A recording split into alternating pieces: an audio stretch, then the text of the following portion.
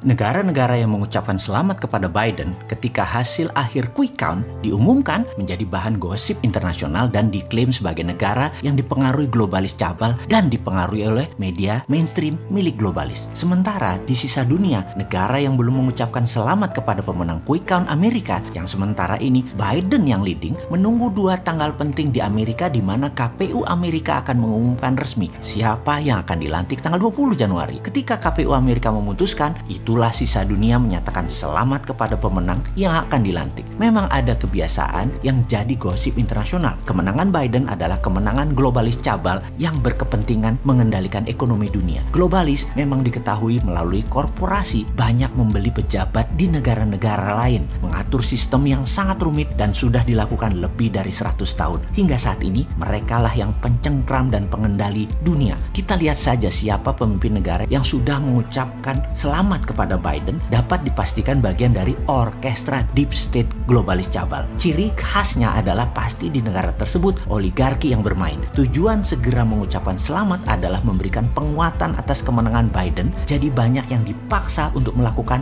kata-kata tadi yaitu ucapan selamat. Tapi ada juga negara yang mengucapkan selamat bukan karena pengaruh globalis, karena memang tidak mengerti konstitusi nasional Amerika, tidak tajam analisanya, atau tidak punya kebijakan luar negeri. Ada juga yang kayak gitu. Sekarang kita bisa mengerti mengapa ada beberapa pemimpin negara segera mengucapkan selamat kepada Biden. Karena begitulah aturannya. Biasanya negara-negara yang pimpinannya atau pejabat orang sekitarnya sudah dipegang kartu trufnya oleh globalis itu akan menjadi penurut kepada globalis karena mereka sejak awal memang terjebak dalam tanda petik sehingga menjadi penurut kemudian hari ketika menjabat. Misalnya, globalis dan agen-agennya mengatur suara di kotak suara pemilihan sebuah negara atau menggunakan mesin hitung milik globalis serta banyak cara lainnya. Kita semua setuju kan, globalis akan melakukan apapun untuk bisa kendalikan sebuah negara. Jadi, mengatur isi kotak suara dalam pemilihan raya misalnya, sehingga menang pemilihan raya tersebut adalah bagian dari strategi mereka. Pemimpin atau orang di sekitar pemimpin yang disupport globalis cabal ini harus tunduk dengan code atau kode yang mereka harus lakukan, yaitu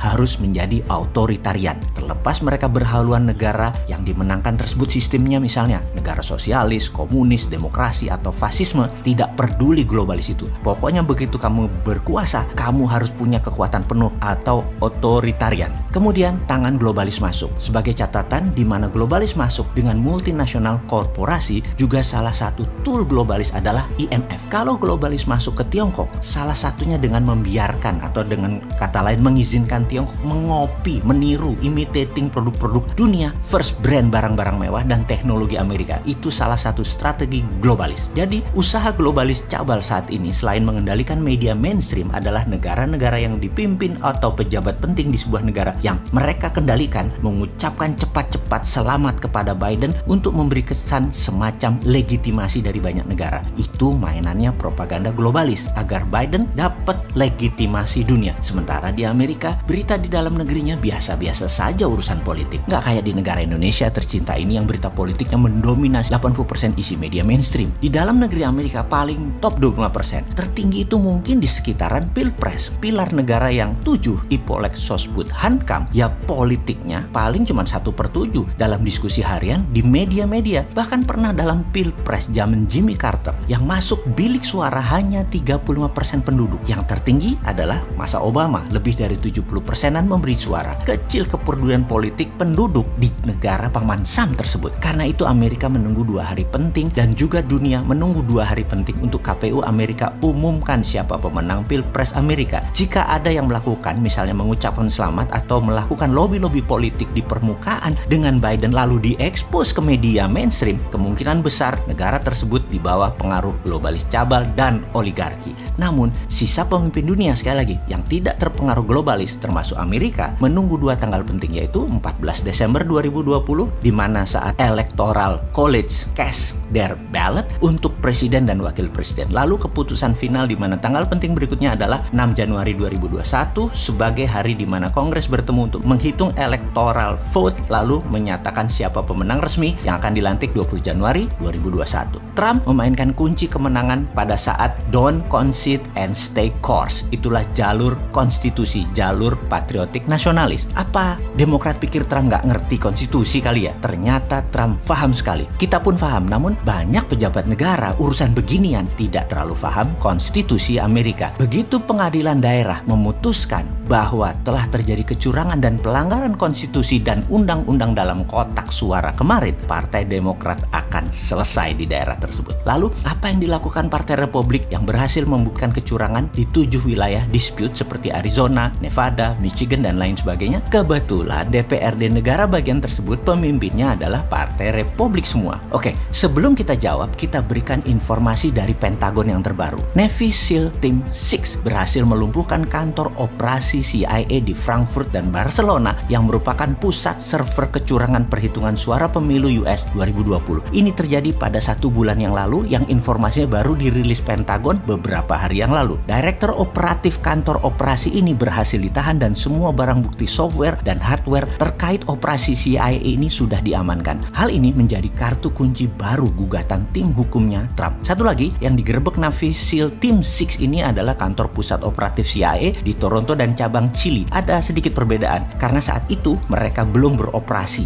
belum melakukan apapun sudah digerebek. Agaknya CIA seperti informasi sebelum ini, globalis berhasil masuk ke sana sejak lama, sejak awal, sehingga banyak petinggi yang terlibat. Direktur CIA Gina Haspel terpaksa harus berkhianat terhadap teman-temannya karena sudah diancam akan dihabisi oleh militer Pentagon. Semua dirty operation CIA yang mengancam Amerika sudah dibuka oleh Gina Haspel sebagai pemimpin CIA. Melihat ini semua, rencana Trump kalau jadi lagi dalam 4 tahun ke depan, dia akan membersihkan orang-orang di Hoover Building atau FBI, membersihkan orang-orang di Langley atau di CIA, karena sebenarnya 90-90% orang di sana baik-baik saja, hanya 5% yang menjadi kaki tangan globalis. NSA atau National Security Agency relatif tidak parah, jadi kemungkinan diperbaikannya kecil. Pertanyaannya, emang Trump bisa menang? Masih bisa dilantik? Jawabannya adalah masih bisa. Artikel 1, Artikel 2, Amendment 12 Amerika, Konstitusi Amerika, keputusan kalau electoral vote cacat hukum, maka SCOTUS yang memutuskan. Apa itu SCOTUS? SCOTUS adalah Supreme Court di United States. Tapi Trump belum memainkan SCOTUS dengan 13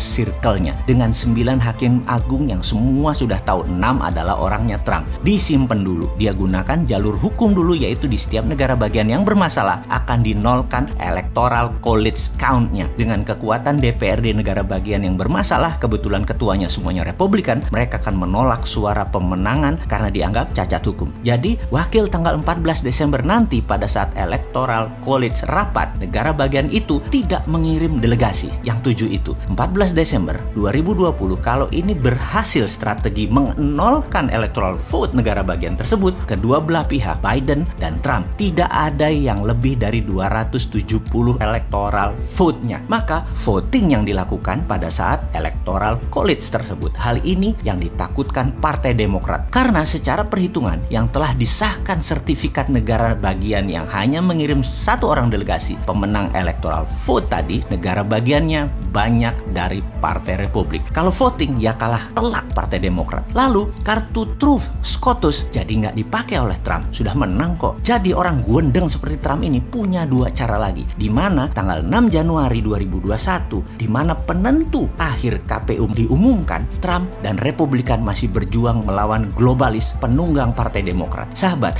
sabar ya urusan Amerika ini. Keduanya berpeluang karena Demokrat pun tidak akan tinggal diam dan terus membangun perang psikologi melalui media utama mereka. Betapa salahnya tindakan hukum Trump tersebut, itu strateginya Demokrat. Sungguh setiap masa itu beda-beda eranya, beda cara mainnya. Namun tujuan mereka Amerika tuh tetap satu, yaitu kendali dunia. Kedepan kita harus hati-hati bernegara. Untung banget deh kita nggak dengan resmi mengucapkan selamat cepet-cepet ya. Kita mah Indonesia negara hebat.